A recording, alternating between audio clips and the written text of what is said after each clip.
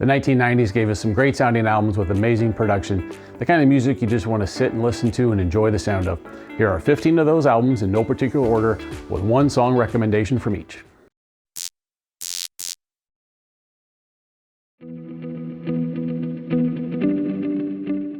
Love Deluxe, Sade. Yes, Sade, not Sade. And to add to the confusion, Sade is actually a band. It's named after the singer, like Bon Jovi or Dokken, if that helps you. I didn't actually know this until about 10 years ago. First one in, I'm already getting sidetracked. The point is, their albums sound great, and this is the only one from the 1990s. Give the song No Ordinary Love a listen.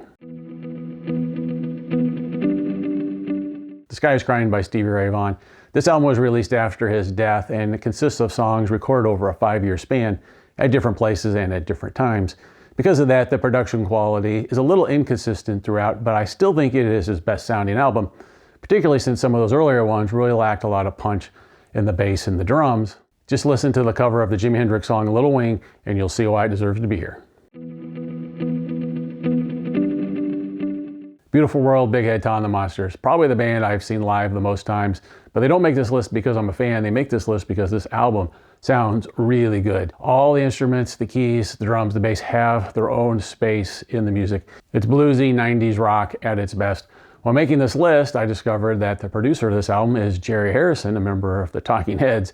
No stranger to great sounding recordings. If you want to try just one song, by the way, they're all great. But if you want to try just one, maybe try Please Don't Tell Her. Hooked, Great White, a band with a long spotted history, but they made a lot of great music and a lot of great sounding music along the way. You might think of them as an 80s band, which they were, but this one was actually released in February of '91, so it makes this list. You also might think that their production wouldn't sound much different than other bands at the time, Rat, Whitesnake, Poison, but it does. They elevated their game here in production and separated themselves from their peers. If you want to try just one song, try Call It Rock and Roll. Jackal, Jackal. What, another 80s hard rock band on this list? No, this is their debut. It came out in '92, so they were a little late to the hard rock game, and the grunge was taken over, but they still got some songs played on the radio. Again, like Great White, they elevated themselves from their peers when it came to production. A lot of great sounding guitars and drums on this album. If you're like me and you don't like that stupid Lumberjack song, if you've heard it, just ignore that one. Everything else is great. Try the song Down on Me. And now for something completely different. Pills, Thrills, and Bellyaches, Happy Mondays. If you thought this list was going to be all hard rock albums, these next 3 are going to prove you wrong. I might confuse a few of you, and might lose a few of you, but bear with me, these albums do sound great. The Happy Mondays were a band from England, and they had a lot more success in England than they ever did here in the United States. They were a guitar band, but their rhythmic style was more dance or house music. Either way, it sounds really good. What you want to do is turn it up, clear yourself some dance space, and play the song Step On. It's great when you're straight. Yeah, Black Grape. Did I mention that the lead singer of Happy Mondays was a guy named Shawn Ryder? No, I didn't mention it. And anyway, after Happy Mondays broke up, Shawn Ryder formed another group called Black Grape. The musical style is very similar, with funky bass lines and hip-hop beats and ranting lyrics. And the production here is just as good, if not better, than Happy Mondays. Love it or hate it, it is a unique style that has an audience, and if you want to try one song, go ahead and try Kelly's Heroes.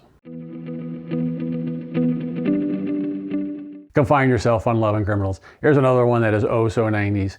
They mixed some soul and rock with hip hop and some posturing gangster lyrics. Regardless, the recordings have a lot of texture, deep bass, and well-recorded drums.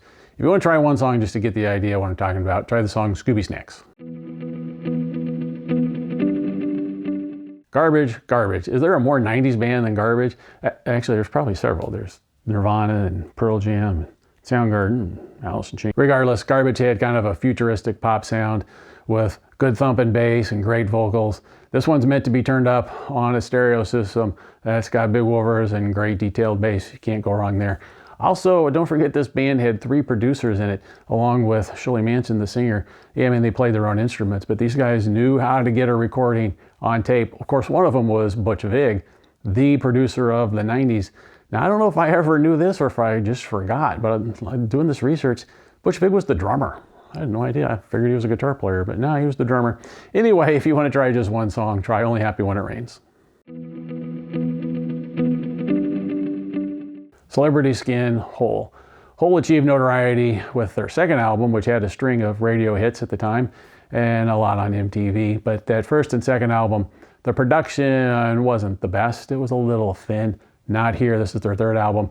They got it right. Everything sounds bigger and fuller. All the instruments just kind of move up in the mix. If you want to try one song, try the title track. Us, Peter Gabriel. I know I had a Peter Gabriel album on my list of 80s albums, but this one sounds too good to pass up. It's just like the bass is deeper than most albums. The vocals are more clear than most albums.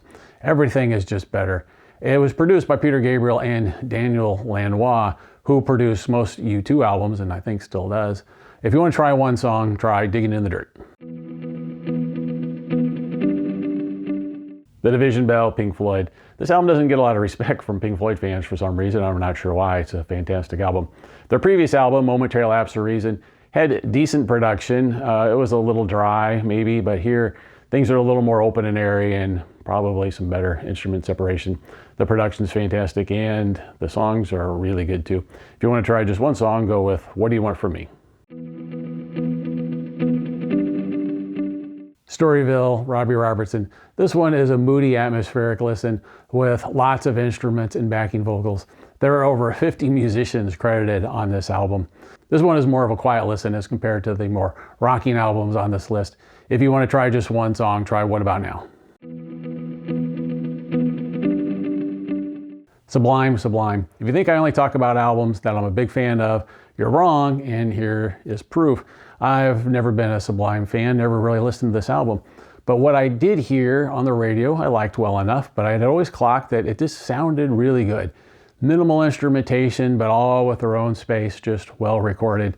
And all the songs on the album are this way. Yeah, I did finally listen to the whole thing. If you do want to try just one, try What I Got. Before we move on to the next album, ever feel like you just don't know what the hell's going on? Yeah, quite often actually. So I just discovered that the Sublime song Santeria has been streamed over 1 billion times on Spotify. That is more than any song on any album I have mentioned in this list so far. Not even close, actually. What the hell's wrong with me? Californication, Red Hot Chili Peppers. As the Chili Peppers grew as artists and songwriters, their production quality grew as well. Now, even though their other two albums from the 90s, Blood, Sugar, Sex Magic, hard one to say, and One Hot Minute, do sound really good, I think Californication just sounds a little bit better.